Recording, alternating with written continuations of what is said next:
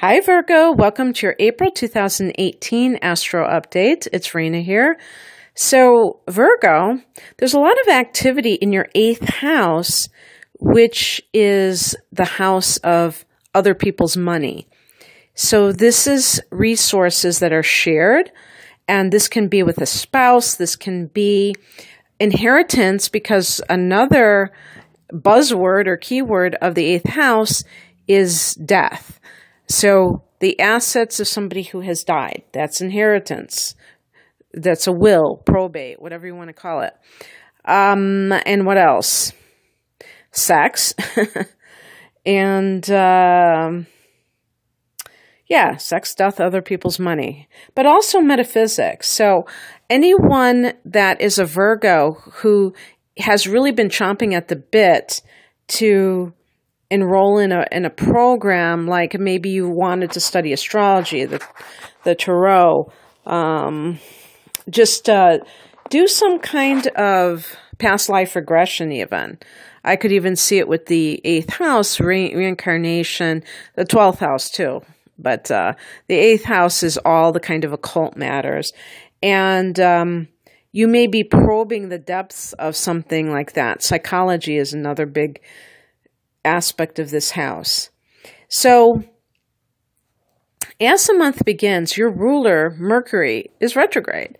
So, I don't know if Mercury retrogrades affect Virgos and Geminis more than others, because it's their ruler, but whether it does or not, it is retrograde. And for you, this retrograde is occurring in the 8th house that I just mentioned, all those key words. And so there may be some kind of rehashing, something related to a will. Mercury relates also to documents and contracts and things like that. So you may be kind of like trying to dig up some will. Maybe there were different versions of a will, and you're kind of back and forth with family members or what have you about this. And it's kind of like, in the forefront of what's going on for you in April. For other people, this can simply be a very intuitive time, because the 8th house, being ruled by Scorpio in the universal chart, does deal with this kind of, you could even call it mediumship, where somebody is able to channel the dead. Scorpio being a water sign, water signs are naturally intuitive.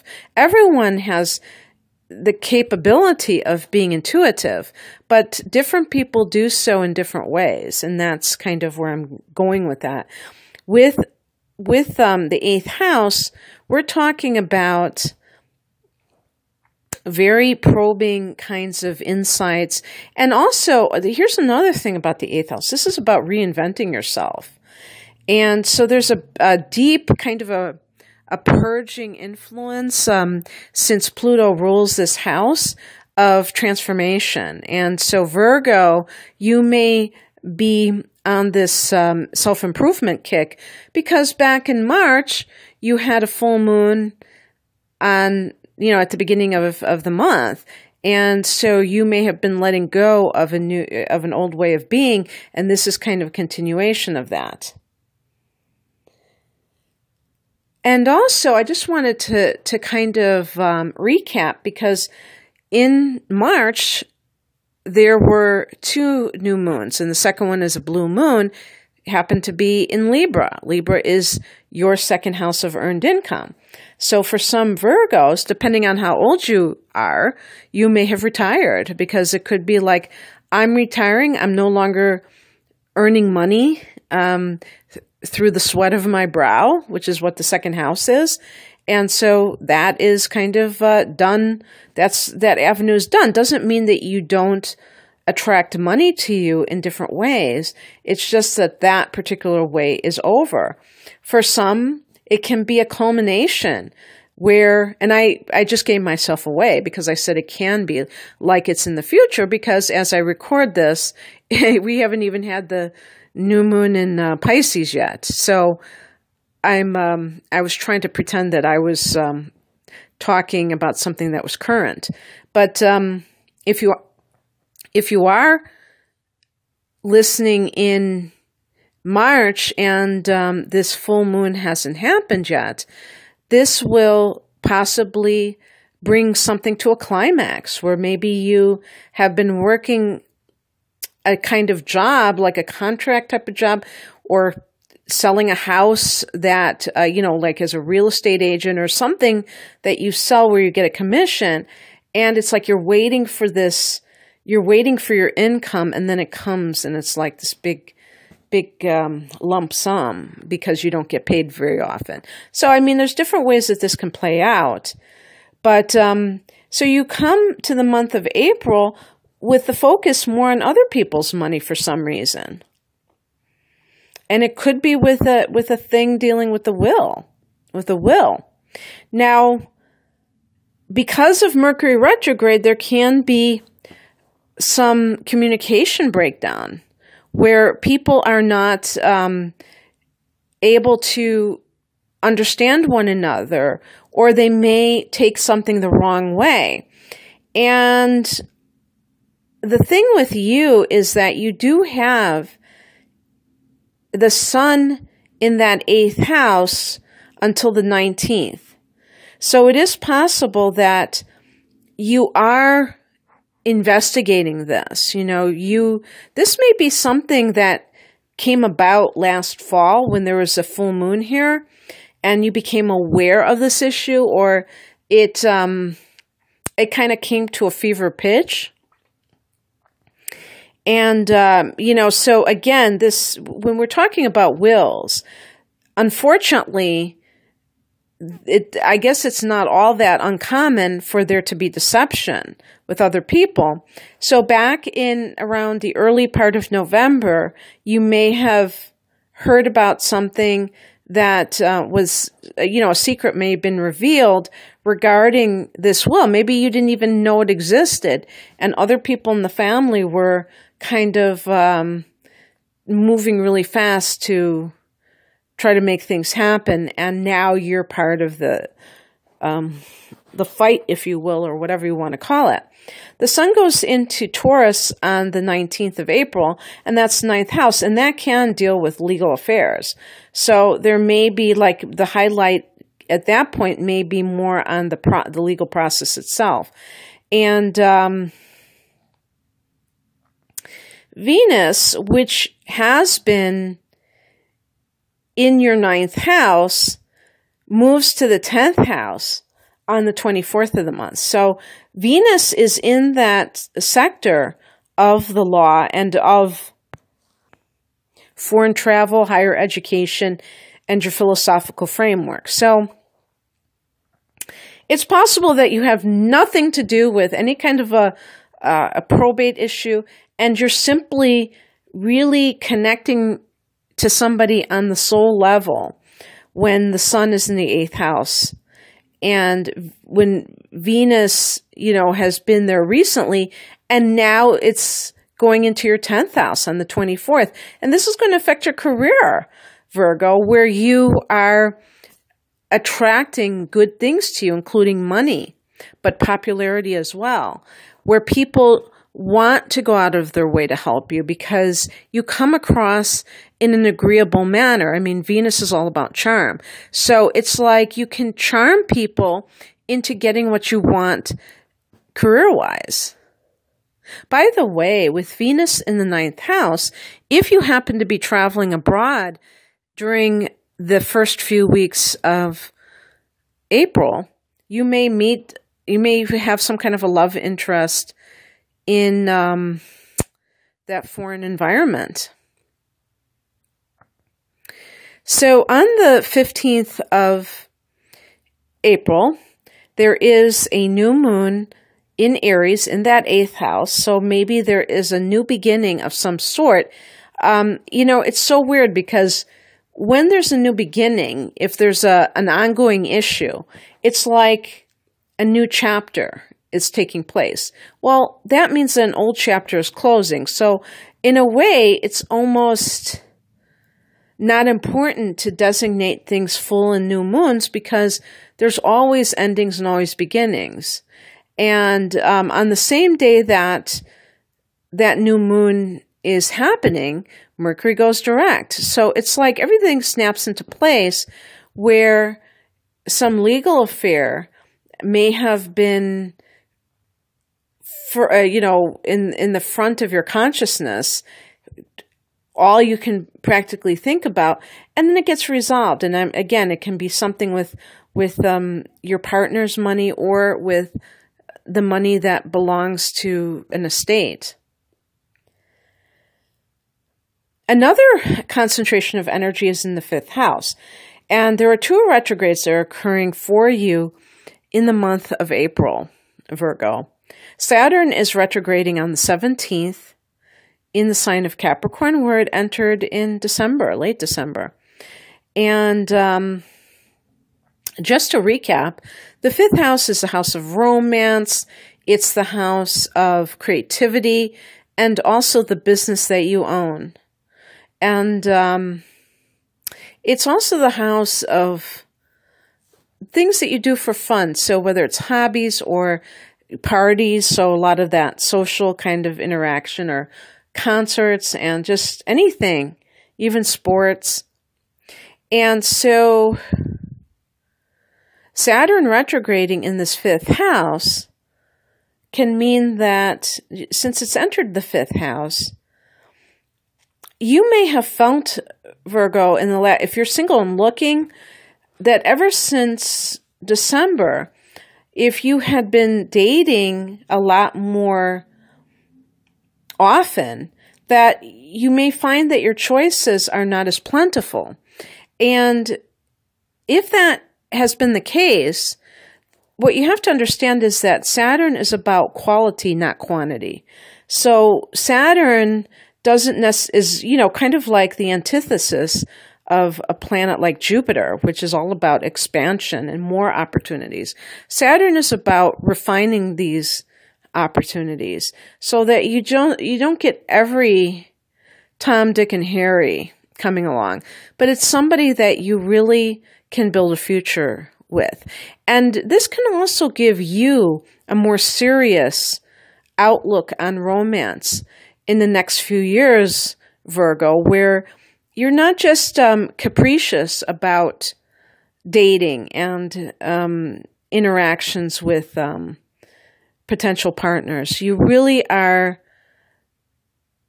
committed to maybe finding a serious partner, whereas maybe before you took it for granted or you didn't want to get serious, and now you may want to.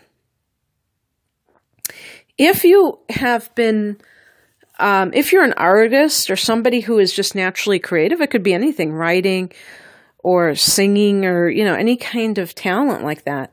You may have viewed it as a hobby and now are looking at it, ever since the end of last year, as, hey, why don't I try to make this into a profession?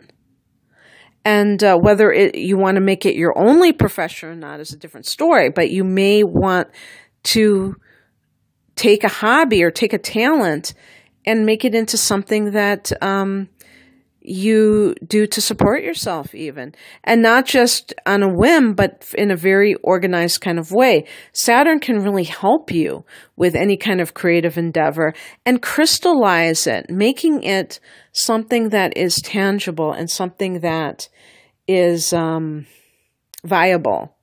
Because let's face it, Virgo, you as an earth sign know full well that there are plenty of people out there that run their mouths. I was just like, guess what sign I was just popped into my mind? Gemini is a perfect example because Gemini is a mutable sign, like you, but an air sign. So a sign like Gemini, all the mutable signs are idea people, okay? I'm a Sagittarius, you're a Virgo, Gemini, and Pisces. We're all idea people. So we like to, get together, yak it up, and talk about our ideas. Out of all 4 of those mutable signs, Virgo is the one that is most likely to put it into play because you're an earth sign. So you really want those tangible results.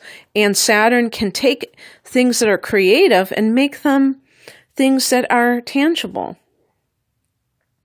When Saturn is retrograde, it will be retrograde for several months. I don't know when it's going direct, but sometime in the next several months, okay? While Saturn is retrograde, you may have to work harder to achieve your goals connected to the 5th house. So the bottom line is don't be discouraged. Don't start whining that your life is on hold or anything like that. This is the perfect use of astrology, which is if you feel that an area of your life has come to a grinding halt, that you don't start panicking and assume that it's just everything is coming to a complete end. It's just temporary. This too shall pass. And when you know that, you can kind of chill and feel calm, and that lets go of resistance. Think about when you get fearful, Virgo, you tense up, and that is a form of resisting whatever is happening. Well, when you let go of resistance, and then things flow to you more easily again. And so Pluto, another heavy hitter in addition to Saturn, is going retrograde on the 22nd of the month in that same house, the 5th house. Now, Pluto's been there for 10 years, unlike Saturn. In Capricorn. So this is something that you've been dealing with for a decade. And Pluto in the 5th house in retrograde is like you confronting your shadow self when it comes to anything related to how you love. And so let's say you are that Virgo single person who is looking, and you feel like there's slim pickings out there right now. Pluto retrograde asks you, holds that mirror up to you, Virgo, and says, do you really want a relationship, Virgo?